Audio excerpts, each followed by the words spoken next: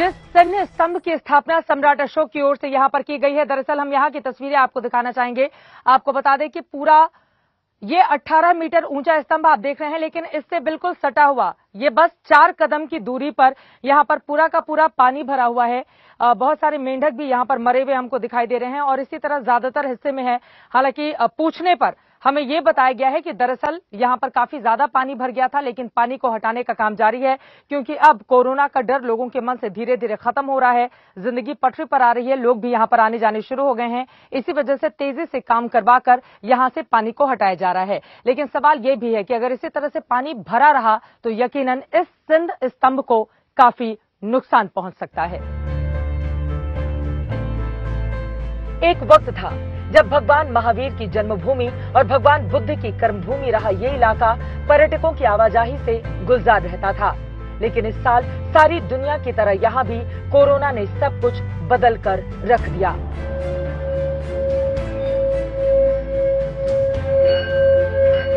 काफी भीड़ रहती थी पहले, अभी तो कुछ नहीं है। अभी बिल्कुल खाली है। खाली है एकदम। मतलब दिन भर में 1-2 लोग आते हैं, वरना वो भी नहीं आते हैं। इंडियन लोग आते हैं, पर्यटक कोई आते नहीं। पहले कितनी कमाई होती थी, अभी कितनी होती है? अभी तो कुछ है ही नहीं, सारा दुकान बंद है अभी। अच्छा। कुछ है नहीं।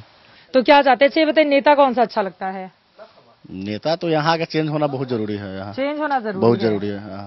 मतलब नीतीश कुमार का चेंज होना जरूरी है। बिल्कुल जरूरी है। क्यों जरूरी है? यहाँ कुछ है ही नहीं, कोई डेवलप है या नहीं, कोई स्कूल है अच्छा। तो वो अगर चेंज हो जाएंगे तो डेवलपमेंट हो जाएगा। बिल्कुल।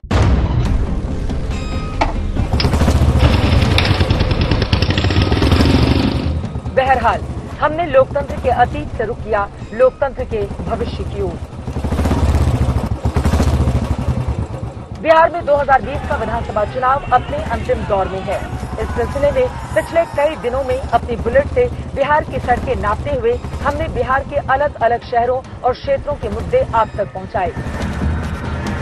सीमांचल के दरभंगा जिले के अहियारी गांव से आप सभी का स्वागत है। नालंदा विश्वविद्यालय और उसी के गेट पर इस वक्त मैं खड़ी हूँ। काम हुआ है, लेकिन जहाँ तहाँ जैसा हुआ है। मुजफ्फरपुर से आज करेंगे बड़ी पड़ताल। नए दिन कब आएंगे आप? रामधारी सिंह दिनकर के गांव सिमरिया से आप सभी का स्वागत है। सड़कें एकदम टूटी हुई हैं जहां से हम आ रहे हैं। जी मैडम। महर्षि वाल्मीकि ने रामायण की रचना यहीं पर की थी। गोपालगंज के अलग अलग हिस्सों से होते हुए हमारी ये बुलेट तेज रफ्तार से आगे बढ़ रही है और इसी सिलसिले में हमने पाया कि हर बार की तरह इस बार भी यहाँ वादों, दावों और इरादों के बीच सबसे ऊपर अगर कोई मुद्दा है तो वो है जातिवाद का।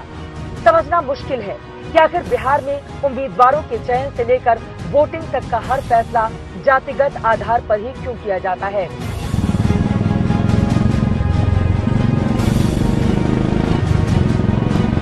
उन्नीस 1990 तक बिहार के इतिहास में सवर्णों का बोलबाला था। मैथिल ब्राह्मण यहाँ पर राजनीतिक रूप से काफी ज्यादा मजबूत माने जाते थे। 1961 से लेकर 1990 तक की सियासत को अगर हम देखें तो 5 ब्राह्मण मुख्यमंत्री इस बिहार को मिले। लेकिन 1990 के बाद यहाँ की सियासत पूरी तरह से बदल गई।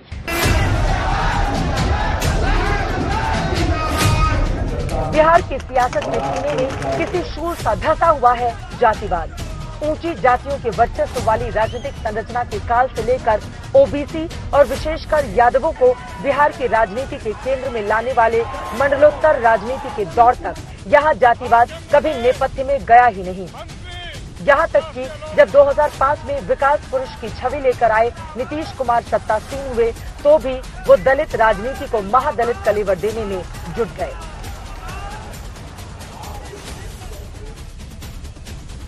नीतीश सरकार ने 2005 में 22 में से 21 दलित जातियों को महादलित घोषित कर दिया और 2018 में पासवान भी महादलित वर्ग में शामिल कर लिए गए।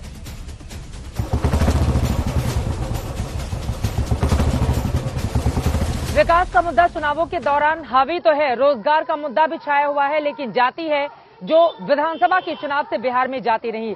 अगर जातिगत आंकड़े पर हम नजर डालें तो आपको बता दें 13% यादव, कोयरी कुर्मी तकरीबन 11%, पासवान और साथ ही इसमें आ जाते हैं रविदास तकरीबन 16% के आसपास। धर्म के आधार पर देखा जाए तो 17% यहाँ पर मुसलमान हैं, ब्राह्मण आते हैं 5%, राजपूत 5%, 4% भूमिहार हैं। और इन जातिगत आंकड़ों को ध्यान में रखते हुए ही वोटिंग के लिए जाती है जनता, ये इतिहास रहा है। और साथ ही आपको ये भी बताते चले कि इसी के मद्देनजर पार्टियों की ओर से उम्मीदवारों का चयन भी किया जाता है। तो क्या वाकई बिहार में जातिगत समीकरण साधे बिना सत्ता के शिखर पर पहुंचना असंभव है? और राजनीतिक रूप से देश के सबसे जागरूक राज्य बिहार में क्या ये हालात कभी बदल सकेंगे?